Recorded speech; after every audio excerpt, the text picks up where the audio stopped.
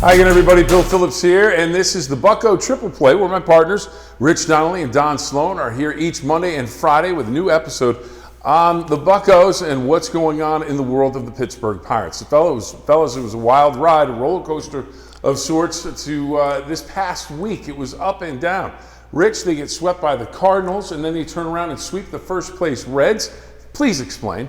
Well, if anybody could explain the way baseball works, call me, because I have no idea. I can't figure it out after all these years. You see a team that you should beat, they sweep you. You see a team that should sweep you, and you sweep them. It's baseball. Every game is different. There's 162 of them. You can't look too far ahead, and you can't look too far behind. Yeah, and I'll tell you, fans need to know the same thing, because I've got fans that are friends of mine, and we're on Pirate text groups and sending messages. There were people ready. It seems after Skeens lost in that game to the Cardinals, the end of the series, like, it's over, we're done, we're in last place. But hey, you saddle up next series, the Reds, they sweep the Reds, and it's a whole new time. But it's kind of like the roller coaster. When you're going up, it's slow, slow, slow. You've got to enjoy that slow process and realize it's a long season.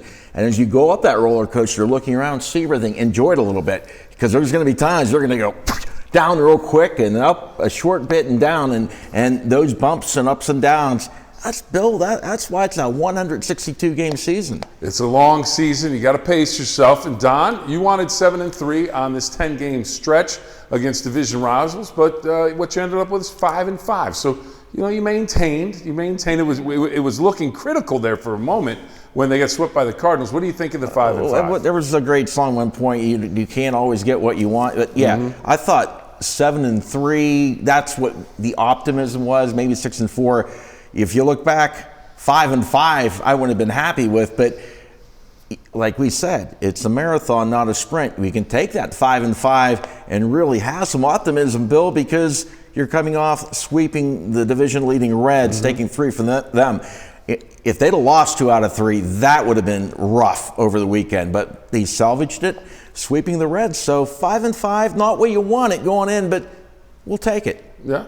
All right, now, Rich, all season long, we've talked about needing the starting pitcher and go deeper into games. Braxton Ashcraft goes 7 2/3 yesterday, giving up just 4 hits. How critical is that for that help to the bullpen to give them a little rest? Well, you said exactly, Bill. And if you notice, the last 3 or 4 games, the bullpen has been outstanding. Why? Because they're well rested and DK can use them properly. When your starter gives you 7 2/3, man, it's like Christmas morning for the manager, because now he has 7 or 8 guys in a bullpen that are well rested. And on the other side, when your starter gets knocked out in the 2nd or 3rd inning, it's not very good at all. Then you have to scuffle to get 9 innings and pray for an off day. They have an off day coming up, so their bullpen is going to be in really good shape going forward. All right, we're going to stick with Ashcraft. He follows up the worst outing of the year with one of the best of his career. Let's hear from the starting pitcher and the catcher, Joey Bart. I think regardless of if you have success or failure, you always put the last one behind you. If I try and carry good outings or bad outings in the next outing, the fall over there is, it's not a sustainable way to go about your work. So for me, just focusing on the process in between and going out and doing my job well, give us a chance to win, and that's the biggest thing. There was a lot of bad balls in plays today, and played really good defense. So it's cool to be able to come out with a win there and big hits, timely hits by Cruzy, and it's a good team win all around. I think the game plan was simple, and just to be on the attack. That's what he does best. The guy throws a lot of strikes. He's got really good stuff. And just kind of emphasize, be in the zone. Be in the zone. You're going to get punch outs by being in the zone early, and obviously going to be able to carry, yourself late in the games. And as a starting pitcher, that's, very, very, very valuable, and he has the ability to do that. So the more he's in the zone early, stuff can put away guys late, and you just keep him on the go.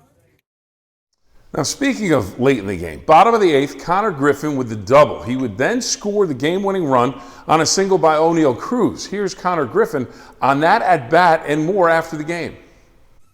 Yeah, just got a good pitch, got a good barrel on it, and saw it go off the top of the wall again. But that was a cool moment. Tried to get a second, and then got great guys behind me, scored me easy, and won a game. So that was pretty cool. It's been good to get settled in and feel like I have a home here in Pittsburgh, and just got a good locker room. Everybody supports you, and I'm just glad to be out there every day, just working hard and getting to do what I love, just using the whole field. I'm a hitter that can do that, and that's when I'm going good. If I'm yanking and hitting ground balls to the left side, that's indicator that I'm trying to do too much, and just really just staying within myself, trusting my bat speed, trusting my skills that I can go the other way too, and have success. So just trusting my game. Did you want to go 3?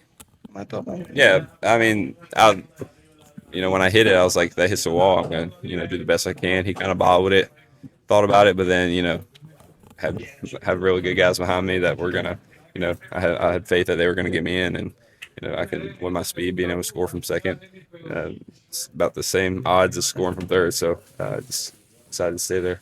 How proud can you be of the resiliency this group showed coming off of a tough series against St. Louis? Yeah, that was a real tough series. Lose 4 games in a row or 5, going back to Milwaukee, and it just shows that we're just a different clubhouse this year. We're not going to lay down. We're just going to keep grinding and compete in every game. Seems like you're really grown up since you turned 20. Yeah, it's been a good start. Now here's the deal. You want a smart ball club. You want a smart player at catcher. Just setting the table for you. The game entered the bottom of the 8th, still scoreless, due in large part to a pair of challenges by catcher Joey Bart in the top of the inning when the Reds threatened with runners on second and third. But Bart had 2 crucial strikes overturned, so instead of an 0-2 count, it's 2-0 in a major moment in the game. Bart talked about those challenges after the game. I may have got my numbers backwards, but you know what I mean. It's the hardest one to call for AP. It's a backup curveball up and in. It's the hardest one to hit. It's like the best pitch in the game. The first one landed there. I thought it was there, and I think it was just the same thing again. And I ripped it again, and luckily, in those situations we can come out with those challenges. Always in those situations, I think the bigger the situation, you're always trying to pull a challenge there, regardless of if you think it's close, you kind of rip it there just because there's so much momentum swinging in the game late. So I'm glad they were in the zone. Joey, those challenges are precious. At any point, are those whatever 2, 3, 4 seconds, or what's kind of going through your mind in those situations? I think you kind of just know. I mean, it hits you quick. You know what I mean? It hits you quick. You trust your gut and go with it. I think the times that you kind of wait and think about it are the times that you might not know. You know what I mean? But I was pretty confident in those 2. All right, Don, Rich, your thoughts on Bart getting those pitches overturned. How crucial is that? And how crucial is it, Rich, because you've been around the bigs for a long, long time, to have a savvy catcher, a smart catcher that's ready to think on his feet behind home plate? Well, I said it last week, I believe. The guy that has the best view of balls and strikes beside the umpire is the catcher. It's not the hitter. It's not the pitcher. It's the catcher. They've been right 60% of the time. And you have a veteran catcher like Joey Bart. Joey Bart knows what a strike is. He's caught enough strikes from pitchers through the years. And at that point of the game, it was a 4-pitch turnaround that completely changed the complexion of the game, like you say, going from a 2-0 count to an 0-2 count. Yeah, with runners on second and third. And I think let's take a step back, too. Those challenges are precious. I've seen it games where they've wasted them in the early innings. I think as a manager, don't you need to tell these guys, we need to hang on to them till the end of the game like this? Yeah, absolutely. I would almost make it a rule, guys. From the 7th inning on, that's the only time we're going to challenge. I'm sorry, because we can't be using them up in the 1st inning or the 2nd inning on a pitch that's 1 centimeter off the strike zone or in the strike zone. So let's wait till the 7th, 8th, and 9th inning in a crucial situation and then use it. Rich, let me ask you this about that, though. Kangaroo court, we hear about it all the time. So you have that rule, 7th inning and beyond, unless you're 100% certain. But if you fail on your challenge, is that a $100 fine, $200, $500, whatever, $1,000 fine?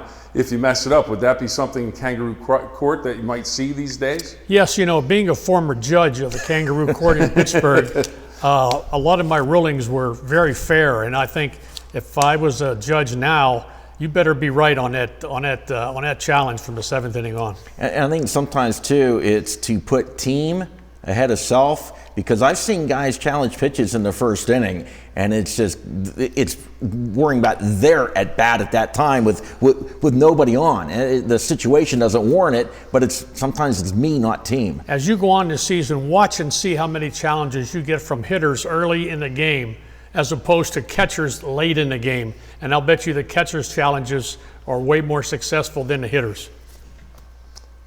All right, gentlemen, Pirates fans, protect what matters most with Laudamus Communications and Security. From homes to businesses, their managed security systems are monitored 24/7 and built with cutting-edge technology, giving you control, confidence, and even instant lockdown when it matters most. Laudamus Communications and Security, always connected, always protected. Just Right Home Care, we are hiring. Competitive wages, flexible hours, and paid travel expenses. Join our team of reliable and friendly caregivers by applying in person at 2197 National Road in Wheeling, or call 304-233-1414 to set up an interview. Gold is trading around $5,000 an ounce. Now is the time to sell your gold. Due to popular demand, the National Gold and Silver Refinery at the Holiday Inn in Weirton, West Virginia has expanded hours, open Monday through Thursday, 10 a.m. to 5:30 in the afternoon, and Fridays until 4 p.m. Get top dollar in cash from the team you can trust. It's time now to open the National Gold and Silver Refinery Rich's Treasure Chest as Rich shares one of the stories from his coaching past. Rich? Yeah, these are things that happen during a game that no one will ever know about, or after the years go by, they go, did that really happen? Well, this really happened. In a game in 1986, Rick Rhoden was pitching, and we were late in the game. Ray Miller had already made one visit to the mound. So if Jim went out to the mound, he would have to take Rick out of the game. Well, Rick was pitching a really good game. And I think the Padres, they sent up a pinch hitter, Luis Quinones. And Jim wanted to tell Rick Rhoden how to pitch him, but he couldn't go to the mound. So here's the genius of Jim Leland. My son Bubba, who at that time was about 13 or 14 years old, was the bat boy. And Jim goes, hey Bubba, grab that rosin bag and go out to the mound and put the rosin bag down and tell Rhoden to throw Quinones down and away and we'll get him out. So Bubba was startled. He didn't know what to do. He was scared to death. So he runs over by the bat rack, and there was a rosin bag there we used for the hitters. And he trotted out to the mound, and Ricky Rhoden goes, Bubba, what are you doing out here? And he goes, I got a rosin bag. He goes, I got a rosin bag. I don't need a rosin bag. And Bubba goes, well, Skip said to throw Quinones down and away. And he ran off. And Rhoden just looked at him, shook his head, and laughed. He threw 2 sliders, strike 3. We win the game. That's the way it used to work back in the day. Oh, that's good stuff. That is really good stuff. Now, do you have gold or unwanted jewelry? Now is the time to sell. Due to popular demand, the National Gold and Silver Refinery at the Holiday Inn in Weirton, West Virginia has expanded hours, open Monday through Thursday, 10 a.m. to 5:30 p.m., and Fridays until 4 p.m., with gold trading around $5,000 an ounce. Now is the time to sell. Looking for compassionate, reliable care for a loved one in the Wheeling area? Just Right Home Care is here to help. Their dedicated team provides personalized in-home support, from daily assistance and companionship to specialized care, so your family member can stay safe and comfortable at home with a focus on dignity, respect, and peace of mind. Just Right Home Care treats every client like family. Learn more today, because the right care makes all the difference. Call 304-233-1414. Special guest joining us now, former Pirates pitcher and current broadcaster Bob Walk. Don and Rich had an opportunity to talk to him. Bob, what a sweep of the Reds. And did you see that coming? No, especially after the previous 4 games. I didn't see that coming. We hadn't really played very well. Our vaunted pitching didn't do so well there against St. Louis. We had that it was a 4-game series, and we started off with a bullpen game for the 4-game series. And you guys, I think, know that when you use a bullpen to pitch a game, the rest of that series, you better get some really good starts, because the bullpen's going to be tired. And that's not really what happened. And I think it had some repercussions. And also the Cardinals are very hot. They're swinging great bats. So we lost 4 in a row, and we were getting kind of desperate, because now Cincinnati's coming in, and they've been a good team all year. They're in front of us in the division. And we just came off 4 games where we didn't play so well. So it was kind of backs up against the wall, and boy, did they respond. The offense came out and tore them apart the first 2 days, and then just an amazing pitching duel yesterday, which was crazy. Hey, Walkie, I wanted to ask you this. When a team, when you're pitcher, when you're the starting pitcher and your team comes out and throws a 12 or 13 up there, does that change the way you attack the hitters when you have a 13-run lead? Or, it should. Or do you relax a little bit? It should make you attack the hitters more because, you're not afraid of a solo home run. Who cares? Hit it to the next county. Doesn't make any. Now it's 13-1. Big deal. With my my record in those kind of games, especially one of them in Philadelphia, is not so good. So you should be asking me advice for how to pitch with a big lead. Was that the 10-run game? Yes, that was where Jim Rooker had to walk back to Pittsburgh. Yes, that was. Oh my God, I was there. Yeah. The only good thing about that is those 10 runs in the first inning, I knocked in 2 of them. So, but yeah, you get aggressive. You get a couple of guys on base, then maybe you start pitching a little bit. But if you got a big lead and you're aggressive in the strike zone, if you get a little lucky, you get an inning where you throw 7 pitches. You get another inning where you throw 11, and now you look up in the 5th inning and you only have 52 pitches instead of 75. And today, more than in the past, that's really important because if you want to make it to the 7th and 8th inning, you better have your pitch count that way down on the low side because once you get to 90, now they're looking to take you out of the game. Once you get to 90, and I think we've only had 3 games all year where somebody has touched 100, and it's been like 101, 102, something like that. So, it's really important to use that big lead to your advantage to try and manage, I think, your pitch count more than anything else. So after the 2 blowouts, the first 2 games, the last game 1-0, Ashcraft phenomenal, 7 2/3 inning. Your thought on his job on Sunday? Since I saw him last year, I've been a big believer in him. I'm riding shotgun on his bandwagon. I mean, I think his stuff is incredible. He's got an upper 90s fastball with a little movement. He's got a 93, 94 mile an hour hard slider with pretty good command of it. And he can throw his curveball in the mid to upper 80s. And it's got a big break on it. Curveball sometimes comes out early and he doesn't get the good spin and it'll just stay up and away to a lefty or kind of up and into a righty. But that doesn't happen with him very often.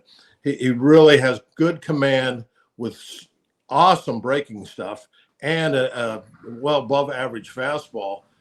And you put all that together, and he has games where he just goes out there and nobody can do much of anything. It's hard to get him put in play. So when I praise him and talk about what a good starter he could be in the past, people have a tendency to bring up, well, yeah, but look, he's gotten hurt in the minor leagues, and I'm like, who cares? Show me a pitcher nowadays that hasn't spent a year on the DL. There aren't any. So just pitch them until they get hurt, because everybody eventually is going to get hurt. So Quit worrying about that. You're already doing everything you can to control how many pitches they throw, how many innings they pitch. You can't do anything more. So just let them go out and pitch. And while they are a dominating guy, then let them dominate. And it was fun to watch. Burns was doing the same thing. The Burns even has a bigger fastball. He reminds me of Verlander. He started throwing 96, 97, and in his last inning out there, he's throwing 101, 102. Yeah, good. It was an incredible matchup between those two guys. How about the 2 challenges in the 8th from Joey Bart? You've got runners on second, third, back-to-back pitches are called balls. He challenges. They both turn into strikes. That was a huge moment in the ball game. Absolutely massive moment in that ball game. And that's why, I mean, I've been preaching ever since I saw this rule in spring training that you can't use up these challenges in the first half of the ball game. You can't go up there and you got 2 outs, nobody on in the 3rd inning and a 1-1 count, and you think, I think that's outside. who cares if it's outside or not? Yeah. There's nothing going on. If you're wrong and you lose that challenge, that could cost you the game in the 8th inning. Can you imagine if we'd used our challenges earlier in the game and we got in that situation and we didn't have those two out? It probably, you never know, but it probably meant the difference between a win and a loss right there. Right. You got to save those challenges until they're really meaningful later in the game. Now, if it turns out to be a blowout, well, then you save them for nothing. But it's still, you have to have challenges when you get the last 3 innings, because that's most of the time that's where the game's going to be decided. So, now I don't know if they're going to adjust this challenge rule or what. I don't know if anybody's real happy with it. Someday in our future, I don't know if we'll still be around. There won't be any challenges. There'll just be a machine calling balls and strikes and be done with it, because they know right now whether it's a ball and strike. You don't even have to wait for it to come up on the scoreboard. There is a strike zone that certain people are allowed to watch in MLB, and you can see right away, oh, it's a strike, oh, it's not a strike. So, I think someday we're going to get to that. But for right now, as long as there's 2 challenges, you better save them for when you need them. Now they go to Arizona next. Mm-hmm. Roof open, roof closed. As a pitcher, does that factor into how you go about your business? I think it depends on the pitcher. In Arizona, Kurt Schilling used to always like the roof closed. I mean, he made no bones about it. He would request that everything be closed up. With a mediocre guy like me, I'm worried about throwing strikes, not worried if the roof is open or not. I don't even care. And also in Arizona, it's not just the roof. They got those big, huge windows that they open up that's in the outfield. And I think that's where, same thing in Milwaukee, and I think that's where the thinking comes, where you get airflow going out those giant, huge windows out in the outfield, and that helps the ball carry a little bit. I'm sure that there's some kind of a scientific way to figure that out. Nowadays they'll show us at PNC Park if there's a ball that got helped or hurt in a home run. They know exactly what the wind's doing. They'll show you all the little eddies in the ballpark where it's swirling, all that stuff. It's pretty amazing. So if there's a difference, it's been quantified and somebody knows about it. I'm guessing, just common sense looking, if those windows are open, the ball should carry. In life-changing moments, you need a lawyer who is ready to stand firm. Mike Noguet has over 40 years of courtroom experience securing results in personal injury, medical malpractice, and serious criminal defense cases across West Virginia, Ohio, and Pennsylvania. That's Weirton attorney Mike Noguet Law, where your fight is his fight. All right, so after the homestand, the Pirates, they head west, a 3-game winning streak on the line as they head to Arizona to take on the Diamondbacks, who are coming off being swept by the Cubs. The Cubs, pretty good ball club right now. Pitching matchups. Let's take a look at the pitching matchups here. Bubba Chandler, he is on the bump to get things started. Bubba Chandler, 1-3 with a 4.97 earned run average game time set. You're going to have to stay up late and watch these games. They are out west, 9:40 on Tuesday. Rodriguez, 2-0 with a 3.03 earned run average going for the Diamondbacks. Paul Skeens, he will try and bounce back from his performance. His last performance out, he's 4-2 with a 3.18 earned run average. Again, a 9:40 start in that one. Should be a good matchup. And then Mitch Keller, 3-1 with a 2.85 earned run average. That game, a Thursday game, at 3:40 in the afternoon. How about a look at the hitters for the Arizona Diamondbacks? Now we're taking a look at the hitters. Vargas with a 382 average, 6 home runs and 21 runs driven in. Fernandez, 304 with 3 home runs and 12 runs driven in. Arenado with 275, 5 home runs and 17 RBIs. Corbin Carroll, 273, 4 home runs and 18 runs driven in. Gentlemen, as you take a look at the Diamondbacks, you take a look at what the Pirates just did over the weekend, what do you think about this series coming up? What do you like about the pitching matchups, and what do you like about the Pirates pitchers going against that Arizona lineup? Well, it pains me, Bill, as a coach to look ahead. I would rather have a root canal than look 1 or 2 games ahead. But I'm not a coach anymore. That's true. So I'm going to look ahead. The next 4 teams that they play, starting with Arizona, are a composite 20 games under 500, and they are minus 100 in the run differential, which means they are getting outscored 100-1. So I hate to look ahead. I'm not a coach anymore. I'm going to look ahead a little bit. There's 4 teams here that can be had, and with our pitching, again, I feel really, really, really good about it. And again, one game at a time, but the next 4 teams, you're not playing the 27 Yankees. Yeah, and the Pirates have, early part of the season, played in one of the more difficult schedules in Major League Baseball. And you talk about run differential. Out of all the teams in the major leagues, only 9 of them have a positive run differential. One of them, like Seattle's, is only by 2, but the Pirates are one of those 9. So having that balance of being able to hit, score a lot of runs, and the key pitching, that's what sets your top teams apart from your bottom feeders. Absolutely. I mean, our hitting is way better than it was last year. Our pitching is just about what everybody thought. Our guys are going to go out every night, probably give up 3 to 4 runs max. And with our offense, if we can score 4 or 4.5 runs a game, we'll be in good shape. And you've got Skeens and Keller for 2 of the games. You need Chandler not to be walking people. You need him to get those control problems underway. And Bill, we need Bubba Chandler to go more than 5 innings because you don't want to use that bullpen up in the first game of the series. All right, before we get to 3 up and 3 down, I want to ask Rich this. How critical is it to have Monday off before you go into that series? You have the big emotional letdown with the Cardinals series, but then you're back on top, the roller coaster ride that we talked about. You win 3 against the Reds. If you went right into a game tonight, you're looking at the Diamondbacks, these guys don't score any runs. We should hammer them.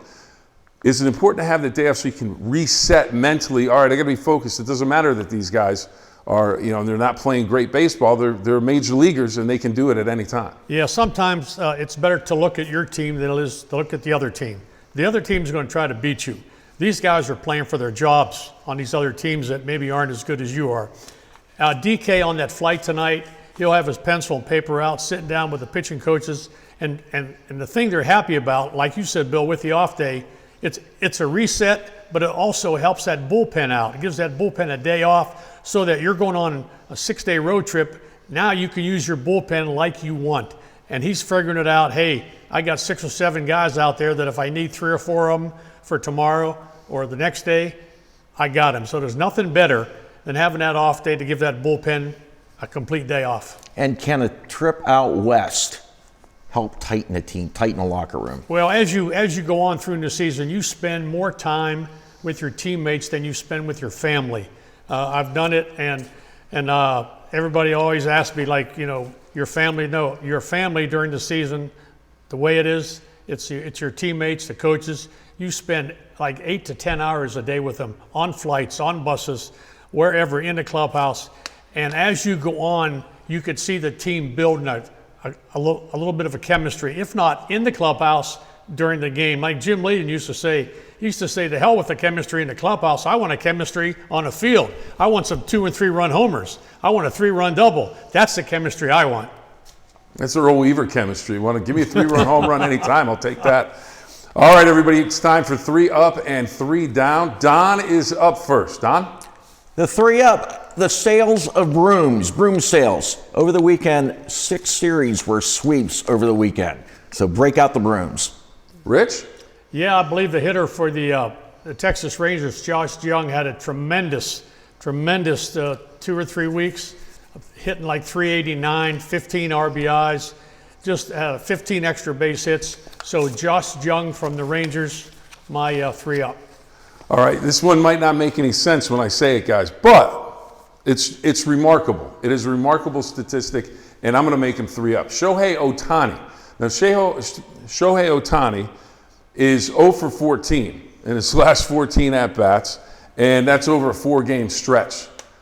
The longest stretch he's had before this was back in 2022, where in 5 games he was 0 for 12.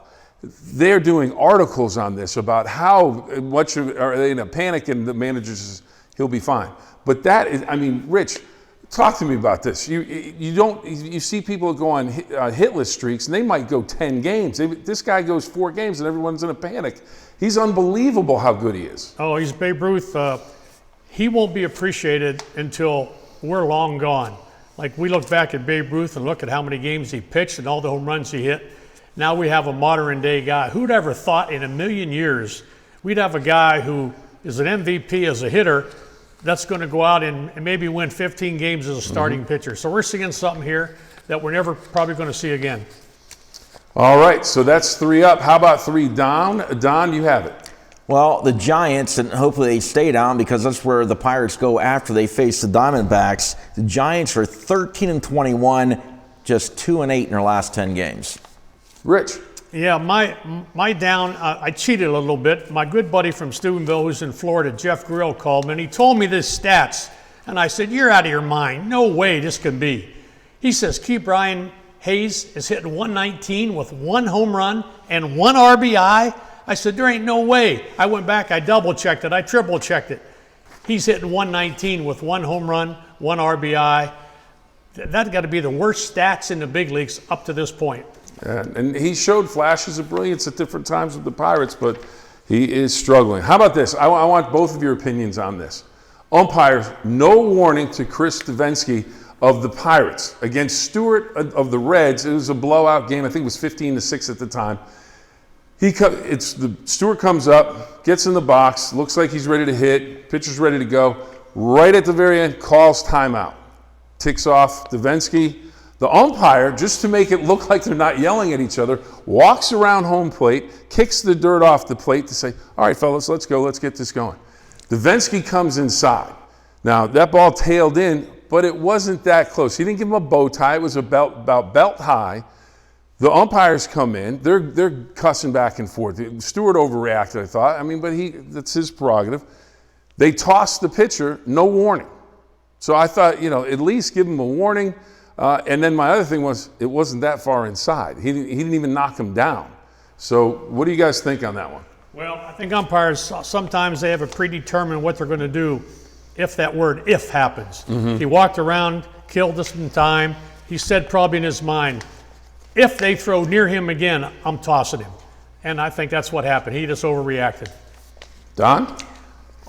My thing, I think that was Saturday when it was the blowout. It's like, why even mess with that? But I do see this, though. The Reds have had their share of Donnie Brooks and benches clearing and so forth. So maybe he had a series with the Reds earlier and said, you know what, I'm going to nip this in the bud. Because, too, I guess when you have the big run differential at that point, the game's a blowout. There's not the risk of getting into. Did you have more Donnie Brooks when you coached when it was a close game or a blowout? Well, I'll tell you what. Umpires are warned before the series if there's been any trouble between the two teams. So they're all ready for anything that happens. They're going to react. They know if there's been trouble from the Reds and the Pirates, and maybe there has been, and they said, hey, don't let it get out of hand. So that's why he gave the warning or threw him out. Friday and Saturday were both blowouts. So do you think sometimes a blowout might lead to more of the shenanigans like that? Well, it could be because, like I say, but these umpires, they talk to one another. When you walk into a series, they might walk up to the manager beginning of the game. He goes, guys, we got a report here. We don't want no funny stuff. So they know what's going on. If there's been any history between the two players, blah, blah, blah. But like I say, I just think the umpire said, if he throws close again, I'm tossing him. He had his mind made up even before the pitch was thrown. But historically, though, Bill, a lot of bad blood between the Reds and the Pirates. So. Oh, yeah. Hey, it goes deep. It runs deep. What about the National League Central standings? Let's take a look at those. And here we go. National League standings. The Cubs, Don walks around muttering to himself every day. When are the Cubs going to lose? Why don't they never lose? They've won 7 of the last 10. Reds are 20-14, 2 games back. Cardinals 20-14. You would think after a sweep of the Reds, the Pirates would be a little bit closer, but they're in last place, 19-16. But you know what? I'll take 19-16 in last place, 3.5 out at this point. The Brewers are 18-15, 3.5 games out, so plenty of baseball to play, as we've mentioned a number of times. Major League Baseball on Fox this weekend. Cardinals at the Padres. That's a 7:15 start on Fox, May 9th. Now, Don does want to talk about this. Absolutely. The Kentucky Derby this weekend. Most exciting 2 minutes in all of sports. Now, one of us was correct in their pick of a winner.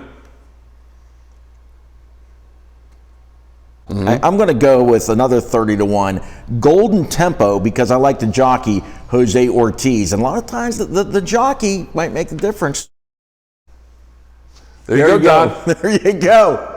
Well, the thing is, I went to Saratoga last year for opening weekend at Saratoga, and I loved Jose Ortiz. I mean, it seemed like his horse he won the majority of the races he was in. So I had a little inside scouting last summer at Saratoga. But now here's the rest of the story. So Saturday night, I was at a place called Fat Chad's in Titusville, Pennsylvania, a great restaurant, because we went up there, my buddy and I, my family, to see another guy I went to high school with, Jeff, and his great band, Warriors, Guns, and Money. So anyway, we're about 15 minutes before the race, and my buddy's sitting across the table, and he says, boy, I want to put something on the race. He goes, wait a minute, why don't I put $50 on that horse that you mentioned on the show? So let me just say, we ate well and had some extra money to spend at the Pirate game the next day because of my tip from my buddy. 23-1 odds. You guys made some good money if you put 50 down. Or 20. I think it might have been whatever 20. it was. If you put $2 down, it's not a bad bet. You can make some money. Rich, our horses, we just kind of faded. And this breaks my heart. I like to go to the track. I study horses. This guy don't know a horse from him. No, wait a minute. And he just picked a wild shot because he liked the name or something stupid. No, that's unfair. I went to Saratoga last year for 4 days. Oh yeah, that makes it an expert. And watched Jose Ortiz, and I really liked him. You fly on a plane and think you're the pilot now. Rich, that's like going to a game in spring training the year before you're going to face someone that's pitching, and you go, I got advanced scouting on it from the year before. Okay. Well, it's not like I drew names out of a hat, but I will say though, this guy, he had 5 pages of notes and all this and mutters and how they did and dry track and da. I'll see you at the Preakness. Where'd your horse finish? I'll see you at the Preakness. Where'd your horse finish? 7th. Wow. What was that, Rich? 7th. We gotta give him credit. We gotta give Don credit for picking the right horse. He gets the credit. Absolutely. We'll see what happens at the Preakness. That was 7th. 7th. My horse, because I didn't even make a pick. It was picked for me. So happy, top of the stretch, had a chance, and just faded to 8th. Right where it started. Well, we watched the race at Fat Chad's, and let me tell you, when that horse won, my buddy and I, I bet. Everybody's looking. What are these guys screaming and yelling about? So we made some money. There we go. All right, the Bucco Triple Play will be on Fox 9 this weekend. That's Saturday at 1 in the afternoon on Fox. And the Saturday after that, May 16th at 3:30 on Fox 9. And don't forget to scan this QR code on your screen for the latest episode of the Bucco Triple Play podcast. And check out the Bucco Triple Play Facebook page to see segments from our show. Gentlemen, that does it for this week. It is the Bucco Triple Play podcast. Thanks for joining us, everybody. We'll see you next time.